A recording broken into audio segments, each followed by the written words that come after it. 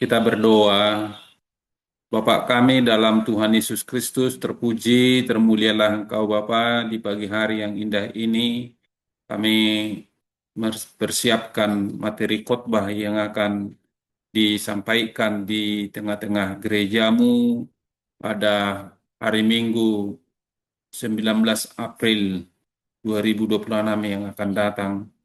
Biarlah Bapa dalam segala persiapan-persiapan kami betul-betul mempersiapkannya di dalam Tuhan, dan saat kami berdiri di atas mimbar itu kami dipenuhi oleh Roh Kudus, dan Roh Kuduslah yang kami andalkan dalam memberitakan firman-Mu. Pak di sorga, kami serahkan perjumpaan ini dalam bahan renungan ataupun bahan sermon kami, sehingga Tuhan betul-betul firman ini menjadi firman yang hidup, firman yang berkuasa ketika diberitakan di tengah-tengah gerejamu. Terima kasih Bapa, dalam Tuhan Yesus Kristus kami berdoa dan mengucap syukur. Amin. Baik, saudara-saudara yang kekasih dalam Tuhan Yesus Kristus, sebagaimana sesuai dengan almanak gereja kita, bahwasannya firman Tuhan yang diambil dari Lukas 24 ayat 13 sampai ayat yang ke-35. Saya akan bacakan di tengah-tengah persekutuan kita. Yesus menampakkan diri di jalan ke Emmaus. Pada hari itu juga dua orang dari murid-murid Yesus pergi ke sebuah kampung bernama Emmaus yang terletak kira-kira 7 mil jauhnya dari Yerusalem. Dan mereka bercakap-cakap tentang segala sesuatu yang telah terjadi. Ketika mereka sedang bercakap-cakap dan bertukar pikiran, datanglah Yesus sendiri mendekati mereka, lalu berjalan bersama-sama dengan mereka. Tetapi ada sesuatu yang menghalangi mata mereka, sehingga mereka tidak dapat mengenal Dia. Yesus berkata kepada mereka, "Apakah yang kamu percakapkan sementara kamu berjalan?" Maka berhentilah mereka dengan muka muram. Seorang dari mereka namanya Kleopas menjawabnya, "Adakah engkau satu-satunya orang asing di Yerusalem yang tidak tahu apa yang terjadi di situ pada hari-hari belakangan ini?" Katanya kepada mereka, "Apakah itu?" Jawab mereka, "Apa yang terjadi dengan Yesus orang Nazaret? Dia adalah seorang nabi yang berkuasa dalam pekerjaan dan perkataan di hadapan Allah dan di depan seluruh bangsa kami. Tetapi imam-imam kepala dan pemimpin-pemimpin kami telah menyerahkan dia untuk dihukum mati, dan mereka telah menyalibkannya. Padahal kami dahulu mengharapkan bahwa dialah yang datang untuk membebaskan bangsa Israel. Tetapi sementara itu telah lewat 3 hari sejak semuanya itu terjadi, tetapi beberapa perempuan dari kalangan kami telah mengejutkan kami. Pagi-pagi buta mereka telah pergi ke kubur dan tidak menemukan mayatnya. Lalu mereka datang dengan berita bahwa telah kelihatan kepada mereka malaikat-malaikat yang mengatakan bahwa ia hidup. Dan beberapa teman kami telah pergi ke kubur itu dan mendapati bahwa memang benar yang dikatakan perempuan-perempuan itu, tetapi dia tidak mereka lihat. Lalu ia berkata kepada mereka, "Hai kamu orang bodoh, betapa lambannya hatimu, sehingga kamu tidak percaya segala sesuatu yang telah dikatakan para nabi. Bukankah Mesias harus menderita semuanya itu untuk masuk ke dalam kemuliaannya?" Lalu ia menjelaskan kepada mereka apa yang tertulis tentang dia dalam seluruh kitab suci, mulai dari kitab-kitab Musa dan segala kitab nabi-nabi. Mereka mendekati kampung yang mereka tuju, lalu ia berbuat seolah-olah hendak meneruskan perjalanannya. Tetapi mereka sangat mendesaknya, katanya, "Tinggallah bersama-sama dengan kami, sebab hari telah menjelang malam dan matahari hampir terbenam." Lalu masuklah ia untuk tinggal bersama-sama dengan mereka. Waktu ia duduk makan dengan mereka, ia mengambil roti, mengucap berkat, lalu memecah-mecahkannya dan memberikannya kepada mereka. Ketika itu terbukalah mata mereka, dan mereka pun mengenal dia, tetapi ia lenyap dari tengah-tengah mereka. Kata mereka seorang kepada yang lain, bukankah hati kita berkobar-kobar ketika ia berbicara dengan kita di tengah jalan dan ketika ia menerangkan kitab suci kepada kita? Lalu bangunlah mereka dan terus kembali ke Yerusalem. Di situ mereka mendapati ke-11 murid itu. Mereka sedang berkumpul bersama-sama dengan teman-teman mereka. Kata mereka itu, sesungguhnya Tuhan telah bangkit dan telah menampakkan diri kepada Simon. Lalu kedua orang itu pun menceritakan apa yang terjadi di tengah jalan dan bagaimana mereka mengenal dia pada waktu ia memecah-mecahkan roti. Sedemikian jauh firman Tuhan yang akan jadi bahan khotbah pada hari Minggu yang akan datang. Kita bisa melihat kebenaran firman Tuhan ini dengan satu tema bagaimana itu diproses dari trauma menjadi transformasi yang sungguh sangat luar biasa gitu. Jadi apa yang dialami oleh kedua murid ini meninggalkan Yerusalem sebagai kota suci. Di dalam meninggalkan itu mereka sangat trauma, mereka sangat kebingungan, yang walaupun mereka sudah berjalan dengan Yesus bersama-sama, tetapi mereka tidak bisa mengenalin Yesus oleh karena trauma yang amat dalam itu gitu. Jadi Yerusalem itu adalah menjadi pusat keagamaan pada masa itu.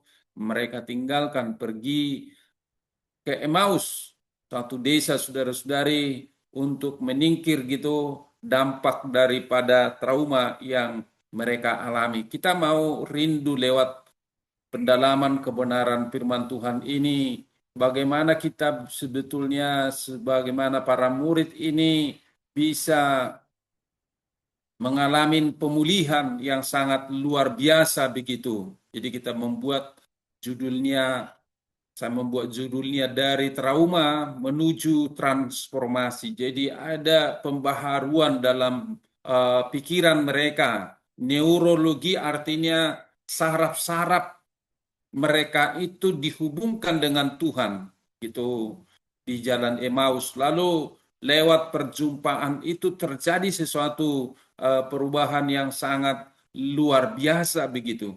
Jadi kita bisa melihat dalam perikop sebelumnya bahwasanya Yesus sudah menampakkan diri kepada perempuan-perempuan, perempuan yang dari Magdala, perempuan ibu Yakobus dan juga perempuan-perempuan lain. Itu yang dikatakan dalam uh, perikop sebelumnya. Tapi mereka masih kebingungan begitu. Bagaimana itu bisa terjadi? Sangat sulit mereka menerima peristiwa akan kebangkitan Tuhan Yesus Kristus itu begitu. Di tengah-tengah traumanya itu yang walaupun mereka nanti bisa bersama dengan Yesus, mereka tidak bisa mengenalin Tuhan Yesus gitu. Apa yang bisa membuat mereka tidak mengenalin Tuhan Yesus gitu. Jadi padahal sudah bersama tapi tidak mengenalinya gitu. Apakah ini oleh karena trauma yang sudah amat dalam dalam diri mereka atau oleh karena memang sudah menjelang malam begitu sehingga uh, atau istilah orang Batak rabon-rabon gitu kan matahari mau terbenam sehingga tidak kelihatan lagi gitu sehingga mereka tidak bisa mengenali Yesus begitu. Tetapi saudara-saudari ketika pada malam itu mereka berjumpa dengan Yesus mengenalin bahwa mereka mengalami transformasi yang sangat luar biasa. Ini yang bisa kita lihat nanti dari kebenaran firman Tuhan ini. Lalu ini yang mau kita rindukan bagaimana ini bisa terjadi dalam kehidupan kita para hamba Tuhan lebih dahulu lalu masuk di tengah-tengah jemaat dengan satu prinsip orang yang dipulihkanlah bisa dipakai Tuhan untuk memuridkan orang lain begitu. Jadi kalau kita belum pulih barangkali sangat sulit kita untuk memuridkan orang lain. Saudara-saudari yang kekasih bisa kita lihat peta perjalanan ke Emmaus ini. Jadi diduga perjalanannya sekitar 7 mil atau 11 kilometer kurang lebih begitu. Mereka mengalami kekecewaan, trauma, uh, harapan mereka runtuh gitu. Jadi mereka dalam berjalan itu barangkali sangat berat gitu, yang perjalanan 11 kilometer itu dengan jalan kaki gitu. Jadi berat karena menjauh dari krisis. Krisis itu mereka bawa dan mereka eh, berjalan gitu dalam kehidupan mereka gitu. Lalu kita bisa lihat berhenti ataupun ada intervensi ilahi di saat krisis itu terjadi gitu. Perjumpaan dengan firman, pembongkaran pola pikir lama gitu. Tapi mereka tidak sampai terhadap kebangkitan Tuhan Yesus itu baru nanti dalam meja keramah tamahan sebagai titik balik. Ini yang mau kita lihat bagaimana itu kembali pencerahan dan misi, mata terbuka, hati berkobar, melangkah, berbalik menuju pusat komunitas iman di Yerusalem. Itu saudara-saudari yang mau kita lihat lebih dalam.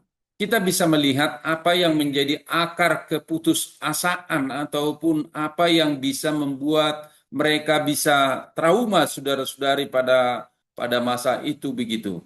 Sehingga ada harapan yang keliru gitu. Jadi perjalanan sejauh 7 kilometer bukan sekedar rute fisik, melainkan ini satu krisis iman yang hilangnya orientasi kehidupan. Ini salah satu yang membuat akar keputusasaan atau trauma yang amat mendalam bagi mereka, di mana Yesus itu bisa sampai dibunuh walaupun disampaikan dia sudah bangkit. Mereka sangat sulit untuk menerima itu begitu. Lalu dari trauma komunitas, kehancuran impian kolektif atas Mesias politik yang memicu isolasi gitu. Jadi artinya dalam pembacaan firman Tuhan tadi bahwasanya harapan mereka tentang Yesus itu bahwasanya dia adalah pembebas secara politik, bukan pembebas dari dosa, kematian dan juga perlawanan terhadap iblis, saudara-saudari. Mereka belum bisa melihat rancangan Allah penebusan melalui jalan salib dan penderitaan. Ini yang menjadi akar keputusasaan mereka itu gitu kan. Padahal kami dahulu berharap bahwa dialah yang datang untuk membebaskan Israel. Jadi pemahaman mereka terhadap Yesus itu adalah Yesus yang politis, bukan Yesus yang raja menyelamatkan manusia dari dosa begitu. Jadi ini kekecewaan lahir saat Tuhan dituntut bekerja sesuai dengan agenda manusiawi. Ini juga jadi pembelajaran bagi kita. Jangan-jangan kita juga menuntut Tuhan itu bekerja menurut agenda manusiawi kita. Kita belajar dari para murid ini, dari keputusasaan, dari trauma yang amat dalam itu. Dan mereka bawa trauma itu semuanya, mereka ceritakan itu kepada Tuhan Yesus gitu.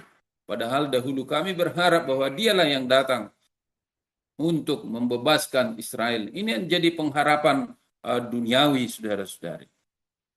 Saudara-saudara, bahwasanya bisa kita lihat bagaimana metrik transformasi para murid yang menuju Emmaus ini.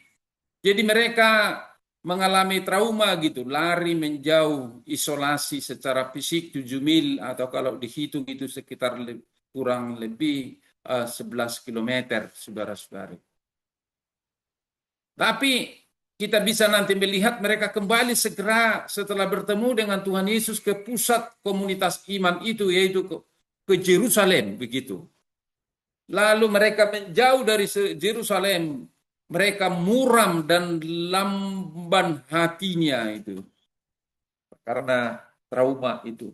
Lalu saat mereka bertemu dengan Yesus itu, hati mereka berkobar-kobar. Ada kekecewaan ekspektasi politik sebagaimana yang sudah kami sampaikan sebelumnya. Jadi mereka kembali ke Yerusalem, ada narasi agung penyelamatan salib Kristus itu untuk dosa, untuk kematian dan juga kekuatan melawan tipu muslihat iblis itu gitu. Mata mereka tertahan dan buta, ini bahasa Yunani, ekra tonto itu. Mereka tidak mampu melihat Yesus oleh karena trauma yang amat dalam itu. Tapi ketika mereka sudah bertemu dengan Kristus itu, mata mereka terbuka secara menyeluruh. Dienos estan itu artinya mereka bisa melihat Yesus itu dan mereka terbuka matanya dan mereka kembali ke Yerusalem. Ini dari segi otak manusia atau dari segi neuron saraf-saraf yang ada dalam manusia itu. Jadi kan ada istilah hipokampus. Hipokampus itu ketika bermasalah memori yang amat dalam kita itu misalnya menyimpan suatu ancaman, kecemasan gitu, maka dari hipokampus itu akan mengalir juga ke amigdala kita begitu. Sehingga dampaknya saudara-saudari saat mau uh, menyatakan sesuatu bisa menjadi ada halangan karena ada tersimpan memori trauma gitu, ancaman dan kecemasan dalam diri kita. Tapi saudara-saudari setelah bertemu dengan Tuhan Yesus Kristus, nanti bisa kita lihat itu prefrontal cortex. Jadi prefrontal cortex ini adalah pikiran sadar mereka itu gitu. Terjadi oksitosin. Artinya oksitosin itu adalah kebahagiaan. Hormon kebahagiaan terjadi di dalam diri mereka, yaitu adalah damai yang reflektif gitu. Mereka memutuskan. Jadi prefrontal cortex itu dalam pikiran sadar itu adalah dalam rangka untuk memberi keputusan dalam diri kita, apakah kita tetap dalam trauma ataukah kita bisa berjalan dalam kebahagiaan. Itu di prefrontal cortex kita itu gitu. Nah, itu saudara-saudari terjadi di dalam kehidupan mereka, ada damai. Lalu mereka berjalan nanti dari Emmaus kembali lagi ke uh, Yerusalem pada malam itu setelah bertemu dengan Tuhan Yesus Kristus yang sudah bangkit itu. Itu saudara-saudari. Jadi bisa kita lihat apa yang menjadi kurva transformasi Emmaus itu gitu. Perjalanan 7 mil dari Yerusalem ke Emmaus bukan sekedar pergerakan geografis, melainkan pelarian batin dari trauma menuju pemulihan yang dirancang oleh Allah gitu. Jadi Yerusalem menjadi pusat keagamaan, tapi terjadi pada masa itu trauma yang amat dalam oleh karena Yesus yang tersalib itu, mereka meninggalkan pusat pengharapan oleh karena kekecewaan. Fokus mereka kepada penyempitan, yaitu kepada Emmaus gitu. Berjalan bersama, pikiran mata ditata ulang melalui penjelasan kitab suci. Apa yang sebetulnya tertulis di dalam hukum Taurat, dalam kitab para nabi tentang Yesus Kristus itu gitu. Lalu Yesus menjelaskan itu, bahwasannya itu sedang digenapi gitu. Tapi mereka belum bisa begitu. Walaupun begitu semangat mereka bercerita tentang Yesus, tapi mereka belum bisa menangkap tentang kebangkitan Yesus itu untuk mengalahkan maut, dosa, dan kematian itu gitu. Lalu ada sakramen saat Yesus makan bersama dengan mereka begitu. Mata mereka terbuka. Keterhalangan rohani hancur saat roti dipecahkan. Mereka kembali ke Yerusalem dengan misi sukacita, kembali dengan jejaring saraf dan iman yang baru. Itu tadi yang prefrontal korteksnya itu saudara-saudari mengalami oksitosin, yaitu damai sejahtera sehingga mereka kembali ke Yerusalem. Itu bukan naik sepeda motor seperti saat sekarang ini. Kalau naik sepeda motor masih enak kan begitu, atau naik sepeda lah. Tapi ini naik GL, goyang lutut, ataupun jalan kaki mereka pada malam-malam itu ke Yerusalem. Karena apa? Sukacitanya sudah berjumpa dengan Yesus yang sudah bangkit itu. Mereka kembali berjumpa lagi dengan murid-murid yang lain di Yerusalem. Ketika disampaikan kami sudah bertemu dengan Mesias, dengan Yesus, kami pun sudah bertemu di Emmaus. Makanya sampai diceritakan peristiwa apa yang terjadi di jalan Emmaus ini kepada kita gitu. Ini menjadi satu juga bahan pembelajaran bagi kita bagaimana kita bisa sembuh dari segala trauma-trauma yang bisa terjadi di dalam kehidupan kita. Lalu ketika kita bisa mengalami itu, bisa terjadi seperti ini gitu. Tidak merasa lelah kita dalam perjalanan kehidupan ini.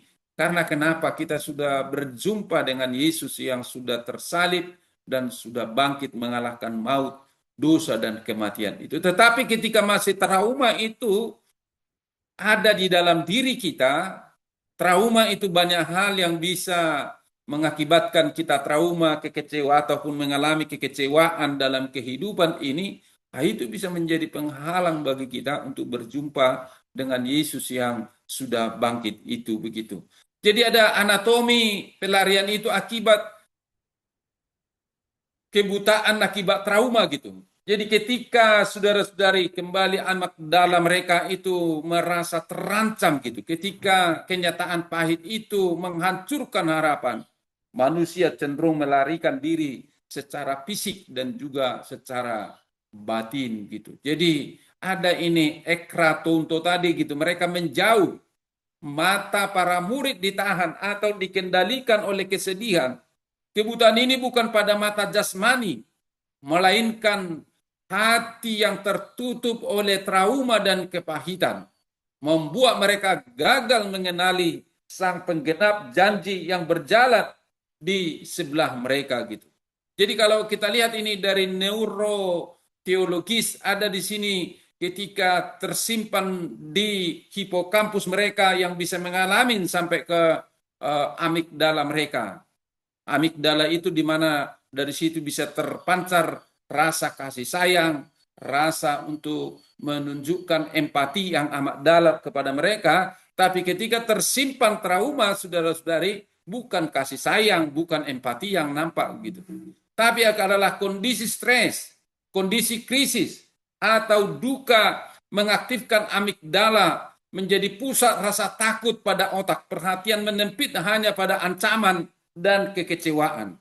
Logika tertutup dan manusia kehilangan kapasitas untuk melihat karya Tuhan di sekitarnya. Ini jadi satu pelajaran yang sangat berharga yang bisa kita lihat dari Emmaus ini.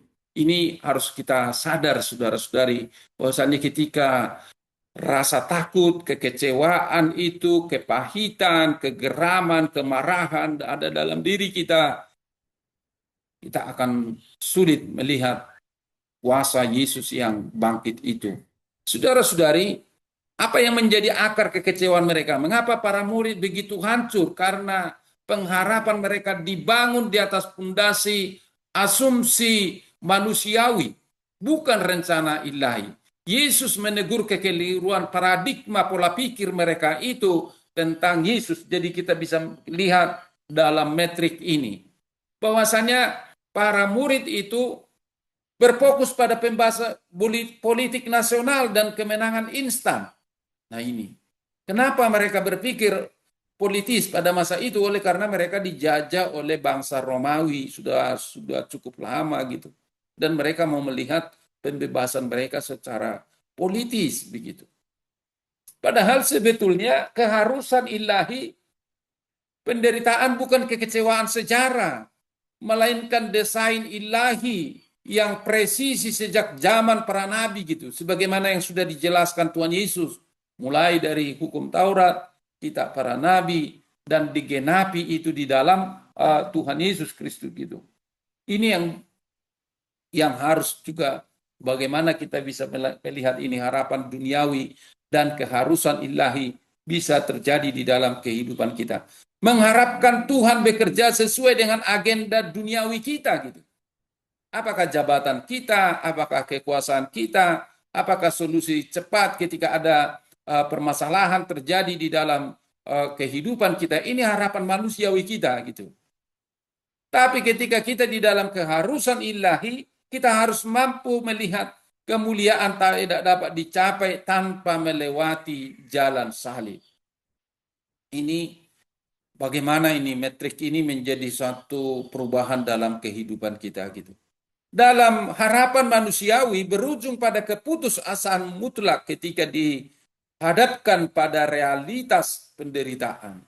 Tapi ketika kita berpikiran secara pikiran yang ilahi di mana Kristus ada di dalam pikiran kita, sebagaimana firman-Nya, hendaklah kamu menaruh pikiran dan perasaanmu di dalam Kristus Yesus, berujung pada metanoia. Metanoia, meta dan nous, itu kan meta dari yang tak kelihatan menjadi kelihatan. Pembaharuan terjadi di pikiran kita yang tangguh menghadapi realitas kehidupan ini. Ini yang bisa kita lihat, saudara-saudari, paradigma harapan.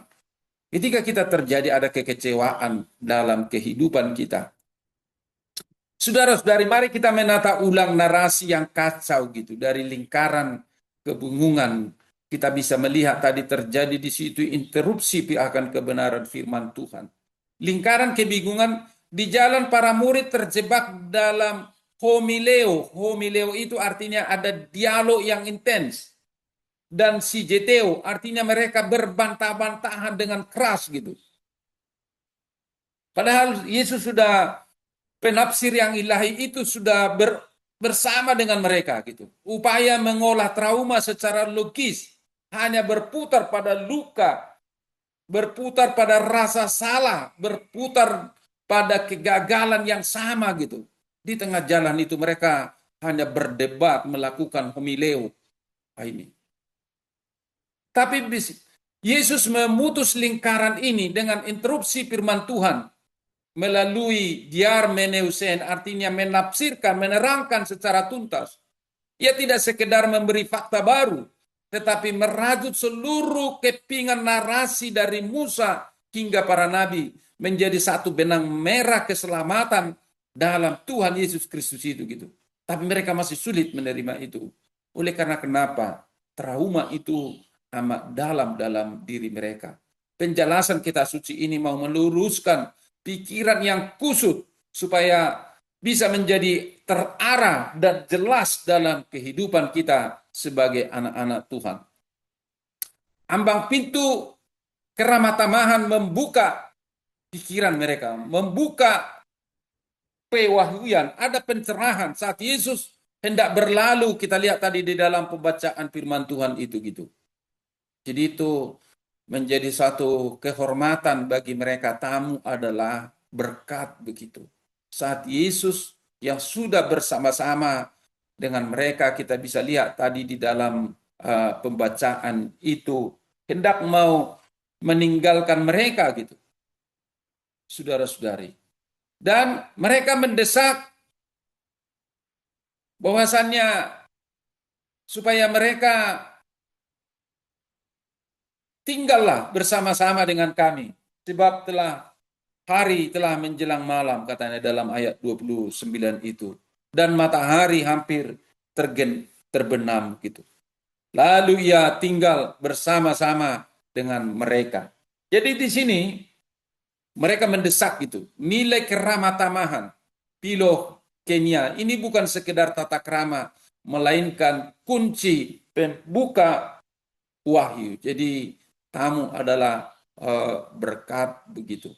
Jadi saya kebetulan orang Samosir, ketika kita mau mengajak orang lain dengan rendah hati, kita bisa mengajak gitu yang mungkin mau makan atau sedang makan ada tiba-tiba datang gitu. Itu satu berkat juga bagi kita gitu.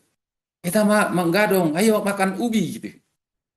Padahal makan nasi sebenarnya itu menjadi satu kerendah hatian untuk mengajak tamu itu adalah berkat begitu. Lalu mereka mengajaknya ke rumah. Itu di dalam ayat yang ke-29 itu. Membuka ruang dan rumah menjadi hospitality, artinya keramatamahan bagi mereka antara Kleopas dan juga dengan tamunya itu. Mengajak orang asing itu masuk ke dalam ruang personal mereka gitu. Lalu yang kedua, ada pelepasan oksitosin, yaitu hormon kebahagiaan, trust hormone itu.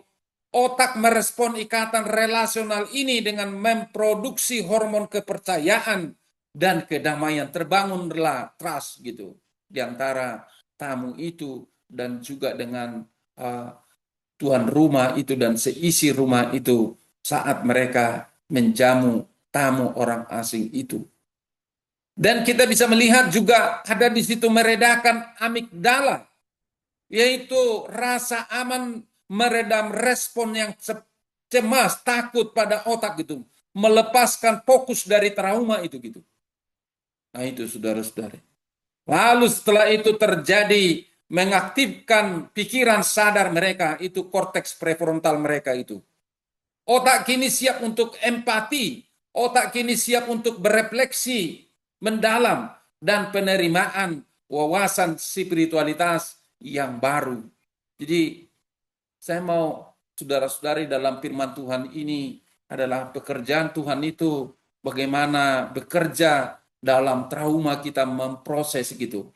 Memproses yang amat dalam sampai mengalami kita bisa pemulihan. Setelah pulih, maka disitulah seperti yang saya katakan pertama tadi, bahwasannya orang yang dipulihkanlah dipakai oleh Tuhan bisa untuk memuridkan orang lain.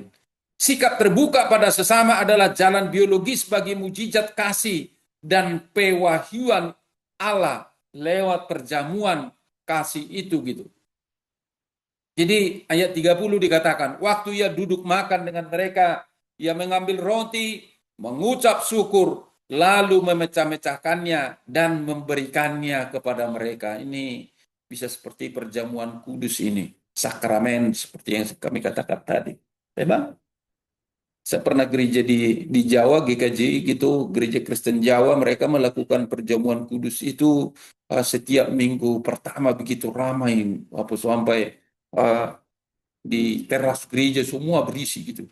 Barangkali mereka sudah menghayati bahwasannya perjamuan kudus itu hospitality, keramah tamahan yang datang dari Tuhan, mereka responnya dengan baik.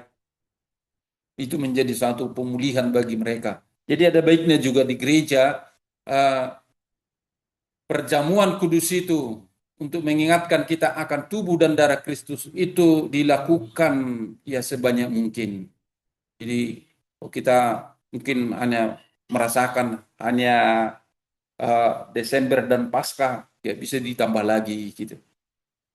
Sebagaimana ini, di mana dalam firman Tuhan ini membuka pikiran mereka setelah makan dengan mereka, ia mengambil roti, mengucap berkat dan memecah-mecahkannya dan memberikannya kepada mereka. Ketika itu terbukalah mata mereka dan mereka pun mengenal dia, tetapi ia lenyap dari tengah-tengah mereka. Begitu, saudara-saudara. Saudara, perjalanan pula ini plastisis saraf dan misi. Jadi setelah mereka mengalami pemulihan dari pikiran-pikiran bawah sadar mereka gitu. Kedua murid segera bangkit dan menempuh jarak 7 mil ataupun 11 kilometer kembali ke Yerusalem pada malam itu juga. Pengalaman rohani selalu bermuara pada tindakan misi dan reintegrasi komunitas. Kembali lagi ke komunitas mereka di Yerusalem. Kata mereka seorang kepada yang lain, bukankah hati kita berkobar-kobar ketika ia berbicara dengan kita di tengah jalan, dan ketika ia menerangkan kitab suci kepada kita, lalu bangunlah mereka dan terus kembali ke Yerusalem. Di situ mereka mendapati ke-11 murid kembali gitu pada malam itu gitu. Gak ada lagi mereka takuti apakah ada hantu belau atau apapun di jalan. Oleh karena kenapa? Mereka sudah bertemu dengan Kristus yang bangkit itu. Apa yang terjadi di situ gitu? Jejaring saraf yang baru. Pembelajaran berulang melalui ritme ibadah perjamuan kudus, yaitu dengan makanan di situ gitu. Mereka diingatkan saat mendengar firman, menyanyi, berdoa, makan bersama. Ini juga bisa kita praktikkan di gereja kita. Menciptakan jalur sinaptik baru di pikiran kita. Pikiran yang sebelumnya didominasi ketakutan kini diprogram ulang. Relearning untuk peka terhadap kehendak Tuhan. Wah ini. Jadi sangat penting saudara-saudari pembelajaran berulang itu gitu dalam kehidupan kita. Kehadiran dalam ketidakhadiran, meskipun Yesus tidak lagi terlihat secara fisik, ia hadir nyata melalui firman dan komunitas di tengah-tengah kita. Iman Kristen tidak dirancang untuk dihidupi dalam isolasi. Sukacita sejati mendorong kita kembali ke tubuh Kristus untuk bersaksi dan saling menopang. Ini yang bisa kita lihat. Mereka kembali ke komunitas itu untuk bersaksi. Dan orang yang dipulihkan itu bukan menyendiri dia. Dia pasti menyenangi komunitas, kebersamaan, kesatuan, supaya kesatuan itu dipulihkan begitu. Jadi bukan menjauh, saudara-saudari. Dari keharusan ilahi dalam penderitaan. Jadi kembali bahwasanya kita bisa tadi melihat di situ setelah mereka dipulihkan, mereka mengingat kembali apa yang disampaikan oleh Tuhan Yesus di tengah jalan bagi mereka gitu. Sehingga terjadi di situ pola keselamatan. Kemuliaan sejati tidak akan pernah dapat dicapai tanpa melewati salib, lalu mereka kembali ke Yerusalem dengan sukacita. Saudara, ada lebih dalam untuk bisa kita lihat. Kembali kami jelaskan bahwasannya amigdala itu ada di bagian otak kita ini. Jadi dominasi amigdala itu bisa terjadi ada ancaman karena tersimpan di memori sadar kita gitu. Ada trauma, ada kekecewaan, dan kita bisa mengisolasi diri sebagaimana yang ada di dalam teks ini, saudara-saudari. Tapi perhatian yang menyempit hanya pada bahaya. Abai terhadap karya Tuhan ketika kita mempertahankan dominasi amigdala yang ada ancaman-ancaman trauma, kekecewaan, dan akibatnya kita mengisolasi. Tapi saudara-saudari, aktivitas prefrontal cortex kita itu, yaitu adalah pikiran sadar kita itu gitu. Ada pembaharuan, pemaparan dari firman tadi, doa komunitas, ada firman, doa, maka ada respon otak kita. Terjadi relearning, pembelajaran ulang lagi di otak kita atas segala trauma itu gitu. Otak terbuka pada cara pandang luas dan damai kembali dalam kehidupan kita sebagai anak-anak Tuhan. Meja persekutuan sebagai ruang pewahyuan, kembali saudara-saudari, sinkronisasi pikiran dan hati gitu. Momen pemecahan hati menggemakan memori sakramental perjamuan terakhir dan mujizat penggandaan roti ini. Mereka diingatkan lagi tentang peristiwa mujizat penggandaan 5 roti. Mereka diingatkan kembali perjamuan terakhir itu yang mengatakan inilah tubuhku, inilah darahku. Keterbukaan kerendah hatian. Pengenalan sejati tidak terjadi karena debat logika. Ini harus kita camkan ini. Jadi terkadang ada orang yang sampai bergelar doktor, tapi dia hanya hebat dalam berdebat, berlogika yang masuk akal. Nah, itu. Tapi saudara-saudari, dalam spiritualitas dia kurang gitu. Dia mengalami keretakan dalam kehidupan ini. Tapi sebetulnya keterbukaan dan kerendahan hati itu adalah kesederhanaan gitu. Partisipasi di meja perjamuan saat kita minta roti dan tubuh Kristus itu terjadi perubahan dalam kehidupan kita. Pemulihan relasi persekutuan sakramental itu membereskan hubungan yang retak gitu. Melalui jembatan kasih Kristus dalam kehidupan kita sebagai anak Tuhan. Pencerahan Emmaus, mata terbuka, hati berkobar-kobar. Dienaisto tesan ini, mata terbuka meneluruh itu. Kegelapan batin luluh seketika, kebutaan rohani atau ekratontonya itu dipatahkan oleh kehadiran nyata Yesus Kristus itu. Sebuah pembukaan wawasan baru yang menentu akal dan batin gitu. Sehingga terjadi koimene, hati yang berkobar-kobar. Penjelasan kitab suci tidak sekedar menumpuk pada pengetahuan intelektual, tetapi menyalakan kembali gairah dan iman yang sempat redup. Begitu saudara-saudari, ketika kita bisa menerima pencerahan Emmaus ini, menjadi mata yang terbuka, hati yang berkobar-kobar dalam kehidupan kita. Apa yang terjadi saudara-saudari? Ada pemicu, ada trigger, tekanan hidup, kecemasan yang bisa membuat kita ada memori trauma dalam kehidupan kita. Lalu apa yang mau kita lakukan? Ada ibadah, ada pembacaan firman, ada keramah tamahan saudara-saudari, ada sakramen. Lalu ada respon biologis. chemical release di dalam kehidupan kita, pelepasan oksitosin, hormon kepercayaan, berkat relasi dan doa bersama itu bisa terjadi di dalam kehidupan kita sebagai anak-anak Tuhan. Hasilnya apa? Terbentuknya jalur saraf baru sebagaimana yang dikatakan pada para murid tadi, Kleopas dan temannya itu gitu.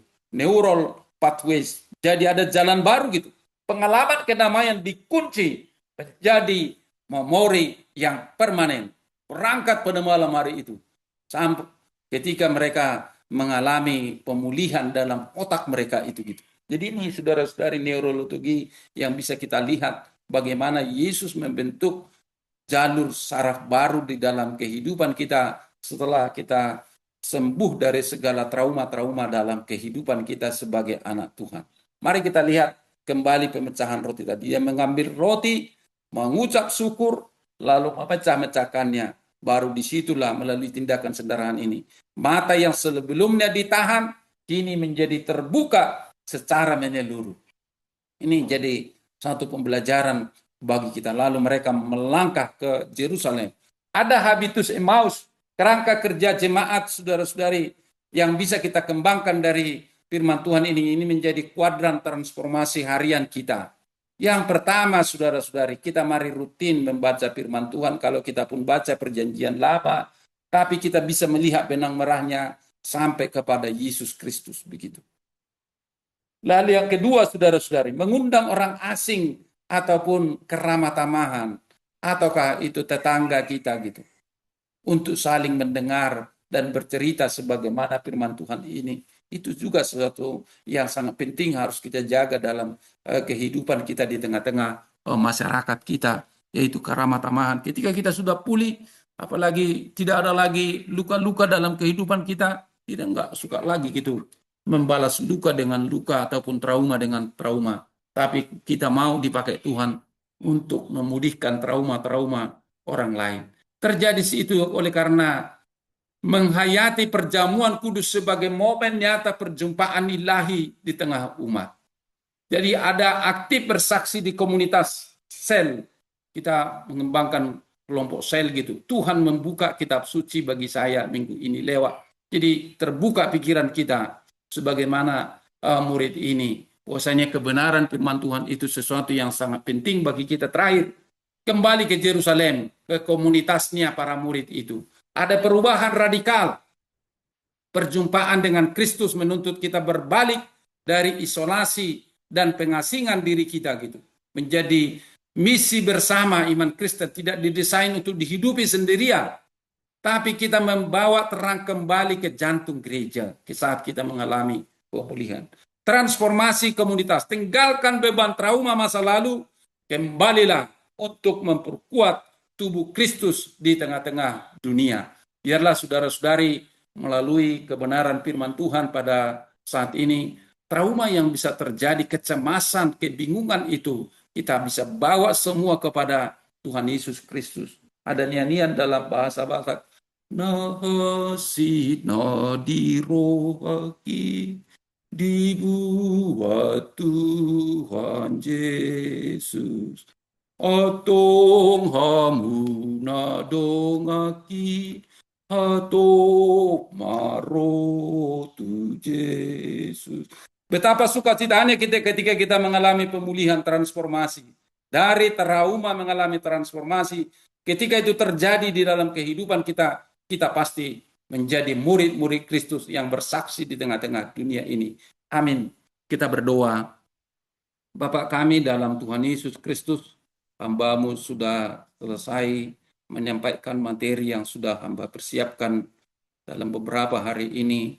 Biarlah materi ini Tuhan bisa dipergunakan para hamba-hamba Tuhan dalam mendalami kebenaran firman-Mu dari Lukas 24 ayat 13 sampai 35, terutama supaya terjadi pemulihan yang amat dalam dalam kehidupan kami. Banyak hal yang bisa membuat kami mengalami kecemasan, trauma dalam kehidupan ini. Tapi ketika itu kami bawa, kami persakapkan dengan Tuhan sebagaimana murid Yesus, Kleopas dengan temannya dengan Yesus. Dan saat perjamuan makan itu mereka bisa mengalami pengalaman yang sangat luar biasa kami bisa terjadi juga dalam kehidupan kami sekarang ini. Biarlah firman ini Bapa menjadi firman yang hidup dan yang berkuasa. Dalam nama Tuhan Yesus Kristus kami berdoa dan mengucap syukur. Amin.